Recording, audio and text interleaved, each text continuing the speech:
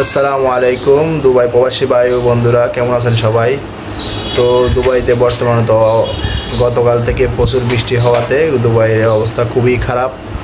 আপনারা যারা বাসাতে আছেন দয়া করে বাসাতে থাকেন, কারণ অনেকে তো ভিডিওতে দেখতে পাচ্ছেন রাস্তাঘাট ডুবে গেছে, অনেক শপিং মলে কিন্তু পানি ঢুকে গেছে, ইভেন কি মেট্রো স্টেশনের ভিতরে পর্যন্ত পানি ঢুকে গেছে। তো দয়া করে বেশি ফ্লোটিং হচ্ছে, ফ্লোটিং হওয়ার কারণে জিনিসপাতি বিভিন্ন বিল্ডিং থেকে সোফা সেট বিভিন্ন জিনিসপাতি উড়ে রাস্তায় পড়তেছে, কেউ আহত হতে পারে।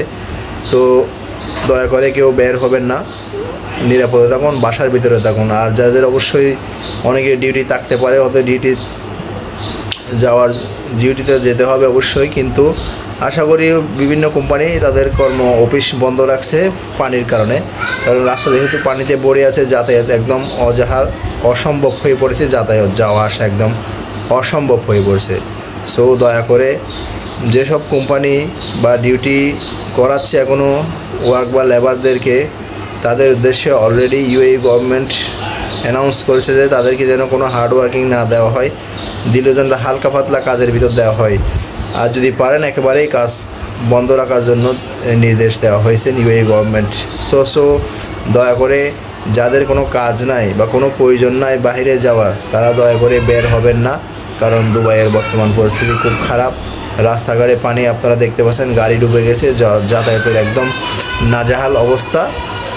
অনেক সুপার মার্কেটে দেখলাম পানি ঢুকে একদম বিভিন্ন সামান টামান বেশি যাচ্ছে পানিতে করে। মেট্রো স্টেশনের ভিতরেও পানি ঢুকে গেছে, ইভেন কি দুবাই এয়ারপোর্ট, এটাই হচ্ছে মনে হয় প্রথম রেকর্ড আজকে। দুবাই এয়ারপোর্ট পর্যন্ত পানি, বিমান চলাচল করতে পারতেছে না, স্থগিত রয়েছে। আপনারা কেউ প্রয়োজন ছাড়া বের হওয়ার দরকার নাই, বাসায় থাকুন, নিরাপদে থাকুন।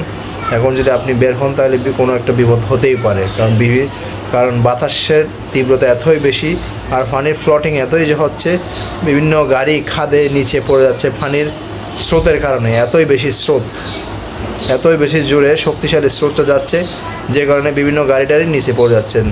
তো আজকে আমি এটাই আপনাদের উদ্দেশ্যে বলতে চাচ্ছি। সবাই নিরাপদে থাকুন, বাসায় থাকুন। ধন্যবাদ সবাইকে।